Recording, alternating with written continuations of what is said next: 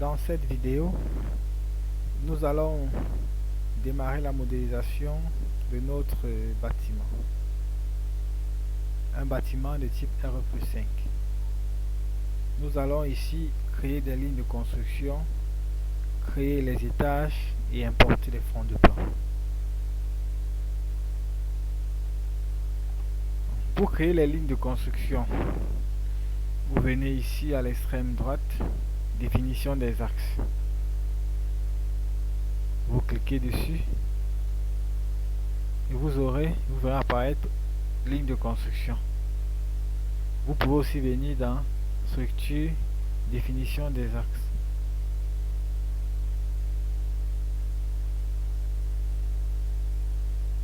En X, on va répéter 2 fois, espacement de 4. Ajouter. On répète une fois, espacement de 2,65. Ajouter. On répète 2 fois, espacement de 4. Ajouter. En Y, on sera sûr de mettre mes valeurs ABC. On répète une fois, espacement de 1,50. Ajouter. On répète deux fois.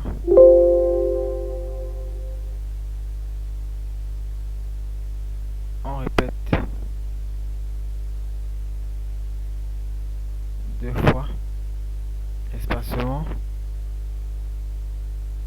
de 2,85. Ajouter. Et on répète une fois, espacement de 4,15. Ajouter. Appliquer. Voyons les lignes de construction apparaître sur notre écran. Pour définir les étages, nous pouvons venir sur cette icône, étage de la structure. Vous voyez, cette boîte de dialogue apparaît. Ou alors, nous pouvons venir dans structure, étage. Et là, la même boîte apparaît. Ainsi, nous pouvons définir déjà notre bâtiment. C'est un bâtiment de type RE+5. Ça veut dire que nous avons 5 étages plus un rez-de-chaussée.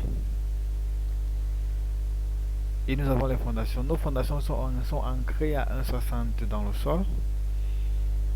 Et nous avons 40 cm au-dessus du niveau 0. Donc ça fait 2 mètres. Dans notre base, c'est moins 1,60. Nous cliquons sur définition manuelle. Parce que nous allons définir manuellement.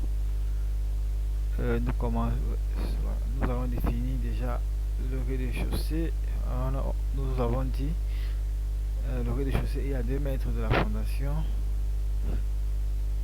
Rez-de-chaussée. Définir, voilà. Ajouter. Déjà supprimer tout ce qui est là. Supprimer tout. Ok, ajouter. Voilà, on a là rez-de-chaussée. Rez-de-chaussée. Appliquer.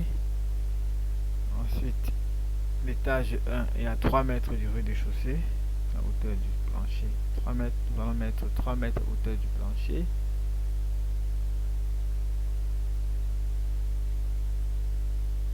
On répète une fois. Voilà, c'est l'étage 1. Nous pouvons répéter plusieurs fois et renommer les étages par la suite.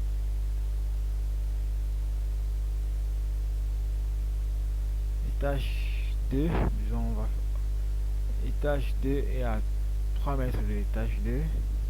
Donc nous allons répéter 4 fois. Ajouter. Voilà.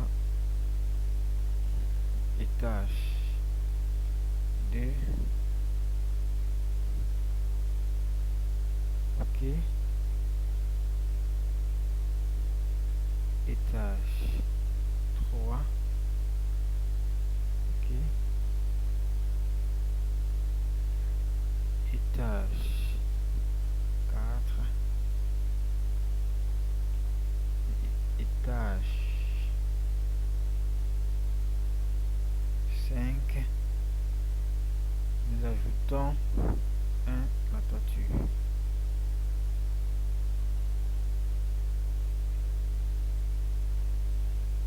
toiture.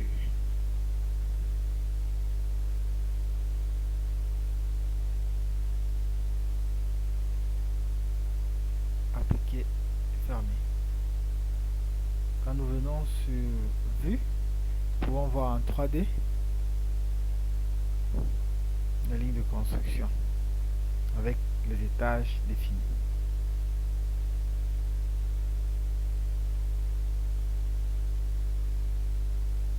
Là, nous allons importer le fond de plan.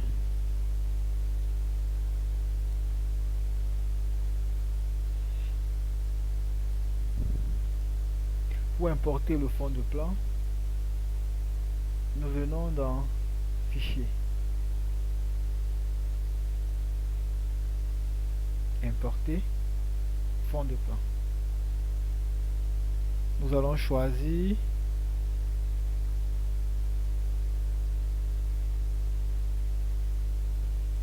nous allons dans le dossier où nous avons notre fond de plan en fichier AutoCAD, en fichier DWG.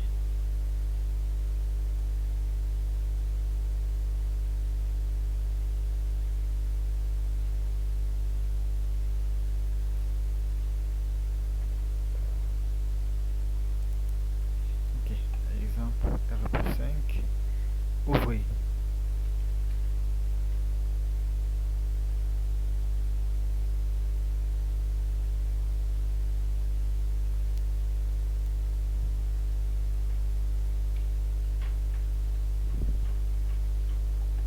Le fond de plan s'affiche à l'écran et nous pouvons ajuster la position de notre fond d'écran.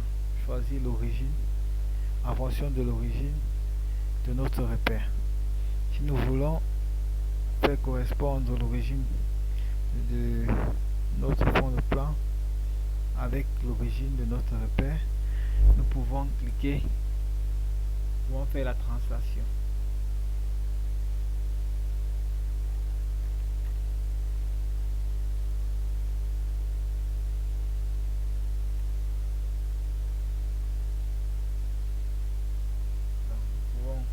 Cliquer sur transformer, translation.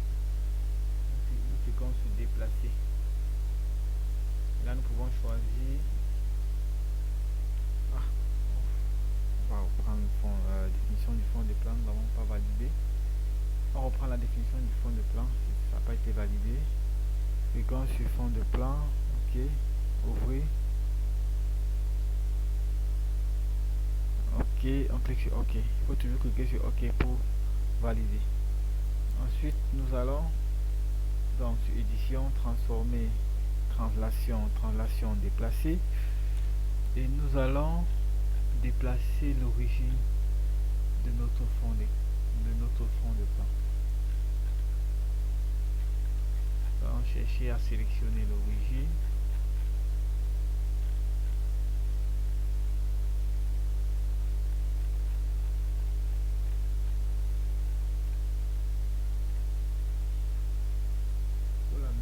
Au niveau 0.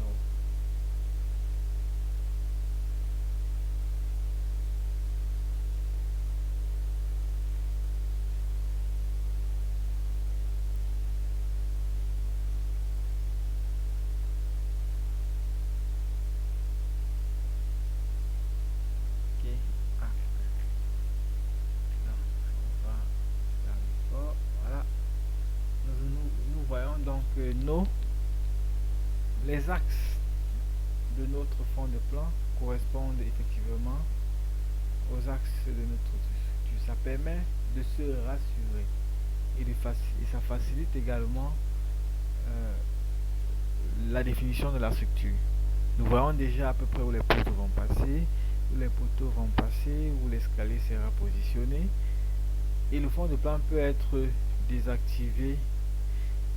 C'est-à-dire nous pouvons décider de voir le fond de plan ou pas en venant sur affichage.